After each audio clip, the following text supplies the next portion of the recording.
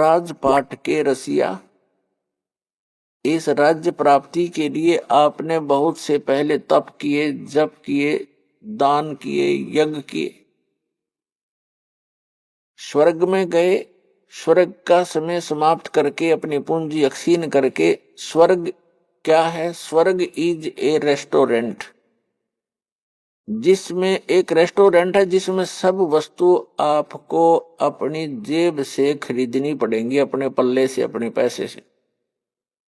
सुविधाएं वहां जो उसमें है वो आप पूरी प्राप्त कर सकते हो यदि आपके पास पैसा है, लेकिन आपकी जेब खाली हो रही है। और जिस दिन आपकी जेब हल्की हो जाएगी, अपने आप वहां से चल पड़ोगे या आपको रेस्टोरेंट से निकाल दिया जाएगा। तो इसी प्रकार स्वर्ग एक रेस्टोरेंट है जहां आप अपने पुण्यों का नाश करने के लिए जाते हो, कुछ दिनों की बकवाद वहां कराते हो, फिर नरक में भी जाते हो अपने किए हुए पाप कर्मों के आधार से। जब तक पूर्ण परमात्मा कबीर जी की सत साधना हमें नहीं मिलती, तब तक हम अपने दोनों कर्म भोगने पड़ते हैं, पुण्य भी और पाप भी। अभी तक आपने विधान सुना होगा कि जैसे कर्म करेगा वैसे फल देगा भगवान, बिल्कुल सही है। आपके जैसे कर्म पूर्व जन्म के हैं उनसे आपकी एक जीवन बन गया, किस्मत बना दी।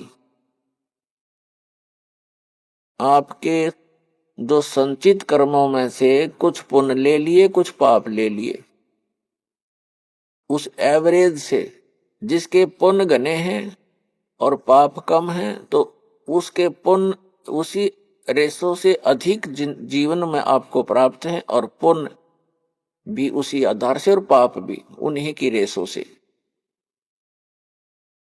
तो आप जी को दोनों भोगने पड़ेंगे। यहां इस प्रारब्ध बोलते हैं इसको, प्रारब्ध यानी जीवन में लिखी हुई किस्मत के जो कर्म हैं, जो संस्कार हैं किस्मत के, उनको प्रारब्ध कर्म बोलते हैं। और प्रारब्ध कर्म को कोई नहीं चेंज कर सकता, ना विष्णु जी कर सकते, ना ब्रह्मा जी कर सकते, ना शिव जी कर सकते, ना ब्रह्म कर सकता, ना परब्रह्म कर सकता। परम अक्षर ब्रह्म कर सकता है। मासा घटे न तिल बधे, विधना लिखे जो लेख, और सच्चा सतगुरु मेट कर मिटाकर ऊपर मार दे मेघ, यानी फॉर एवर खत्म कर देता है। मासा घटे न तिल बधे, यानी 1 ग्राम भी आपके संस्कार इधर उधर नहीं हो सकते, और ना बढ़ सकते ना कम हो सकते। जो विधाता ने आपके भाग्य में, प्रारब्ध में, किस्मत में लिख दिए, प्रारब्ध माने किस्मत, आपकी किस्मत में जो लिखा हुआ उसमें से ना मासा घट सकता है और ना ही तिल के समान बढ़ सकता है। आपको दोनों भोगने पड़ेंगे जब तक आप परम अक्षर ब्रह्म, उस सत्य पुरुष अल्लाहू अकबर, उस कबीर भगवान की भक्ति नहीं करोगे। उसकी भक्ति कौन सी है? जैसे वैसे तो आप देखते हो कबीर पंथ बहुत चले हुए हैं। कबीर पंथियों की यदि आप कैलकुलेशन करो, टोटल करोगे तो लगभग 20 करोड़ के आसपास कबीर पंथी मिलेंगे आपको। लेकिन वो कबीर पंथी नहीं है, उनके पास यथार्थ भक्ति नहीं है।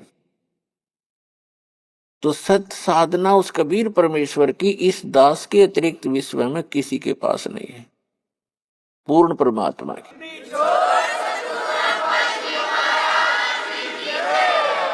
और उस सतलोक को प्राप्त करने की, जहां जाने के बाद साधक कभी दुखी नहीं होता। तो जो प्रसंग चल रहा है कि दोजक भिष्ट सभी ते देखे, राजपाट के रसिया, अन्य साधनाएं करके आप जी ने स्वर्ग भी प्राप्त किया और नरक भी, दोनों भोग लिए। और 3 लोक से तिरपत ना ही ये मन भोगी खसिया, 3 लोक भी यदि इस जीव को दे दे, इस मन की फिर भी तृप्ति नहीं है, सेटिस्फैक्शन नहीं है। क्यों नहीं है? क्योंकि आत्मा को ज्ञान नहीं है। और मन एक शैतान है, उस शैतान का एजेंट है, काल का एजेंट है, ब्रह्म का। तो पुण्यात्माओं,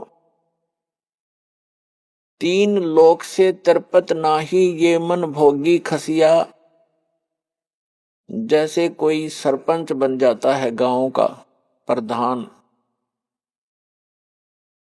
उसकी फिर नीयत ये रहती है कि चेयरमैन बनूं तो बात बने, क्योंकि सरपंचों के ऊपर चेयरमैन अधिकारी होता है। फिर सोचता है चेयरमैन बनने के बाद कि एमएलए बनूं जब बात बने। एमएलए बनने के बाद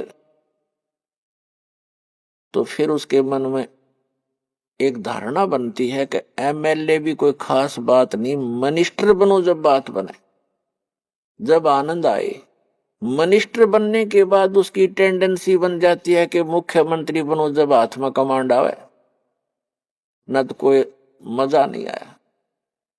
अब मुख्यमंत्री बनने के बाद उसको संतुष्टि नहीं होती, वो सोचता प्रधानमंत्री बनूं जब जी में जी आवे, जब आनंद हो, ओवरऑल कंट्रोलर बनो। जो मनुष्य जीवन का काम था वो तो स्टार्ट भी नहीं किया।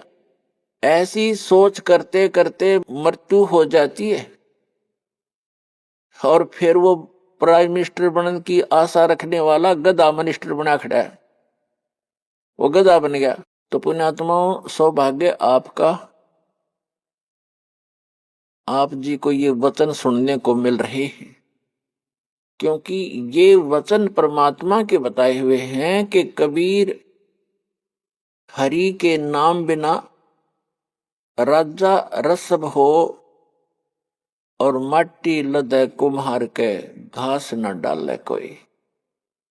स्वर्ग का राजा इंद्र या पृथ्वी का राजा भी क्यों ना हो, यदि भक्ति नहीं करता भगवान की, उस पूर्ण परमात्मा की, वो रसब गधे की खच्चर बनेगा, खच्चर। तो पुण्यात्मा, तो ये ज्ञान परमात्मा ने आके दिया है, इस पर आपने जोर देना पड़ेगा, यह सत्य है। और अन्य साधनाएं जैसे दास बहुत बार बताता है कि जो पूर्व जन्म के प्रारब्ध में, यानी पूर्व जन्म की संस्कारों से बनी किस्मत, उसको प्रारब्ध कहते हैं। आपकी किस्मत में आपके पुण्य अधिक हैं तो आपको पुण्यों के आधार से परमात्मा सभी सुख सुविधाएं देता ही रहेगा। आप चाहे भक्ति करो या ना करो, आप चाहे डाके डालो, चोरी करो, झूठ बोलो सारा जीवन, यदि आपके पुण्य घने हैं, पूर्व जन्म की आपकी बैटरी चार्ज है, तो तब तक आपको कोई प्रॉब्लम नहीं आएगी। और जो पुण्यात्माएं होती हैं जिनको सर्व सुख है, वो फिर भी कुछ ना कुछ भक्ति अवश्य करते हैं, वो रह ही नहीं सकते भक्ति किए बिना। तो वो जैसी भी साधनाएं परंपरागत प्राप्त होती हैं या किसी से सुनने से या कोई गुरु मार्गदर्शक से प्राप्त करके वो करते हैं, और उनको सुख तो मिल रहा होता है उनके प्रारब्ध से, यानी पूर्व जन्म के संस्कार से बनी किस्मत से। और वो ये सोच रहे होते हैं कि जो गुरु जी ने ये क्रियाएं मुझे बता रखी है, मुझे इनसे लाभ हो रहा है।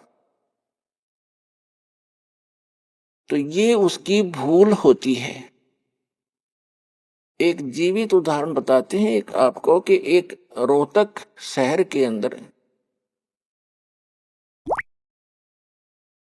एक फाइनेंसर था, फाइनेंसर जो ब्याज पे पैसे देता है। तो इस दास ने प्रारंभ में जब ये शुरू किया, सरकारी नौकरी को त्याग दिया, तो भक्तों ने सोचा कि ज्यादा दुखी हो जाते हैं गुरुजी, गांव गांव में जाते हैं, बसों में जाते हैं तो तंग हो जाते हैं। एक जीप की व्यवस्था की, उसके लिए फाइनेंस करवाया उस फाइनेंसर से। वहां आने जाने लगे, बैठने लगे, स्वभाव ठीक था। हमारे भक्तों ने उनको समझाने की चेष्टा की, उसके पिताजी को भी कहा, वो भी वहीं बैठता था उसी ऑफिस में। तो उसके पिताजी से कहा कि आप ये ज्ञान समझो, हमारे गुरु जी ऐसे भक्ति बताते हैं, आप ये भक्ति करो। तो वो उनके पिताजी कहने लगे कि भाई आज मेरे घर में जो सुख है शायद किसी को होगा, और मैंने गुरु भी बना रखा है, और हम श्री राम, श्री कृष्ण और श्री शंकर भगवान, श्री विष्णु भगवान और दुर्गा माता आदि की पूजा करते हैं। इन्होंने हमारे सारे ठाठ कर रखे हैं।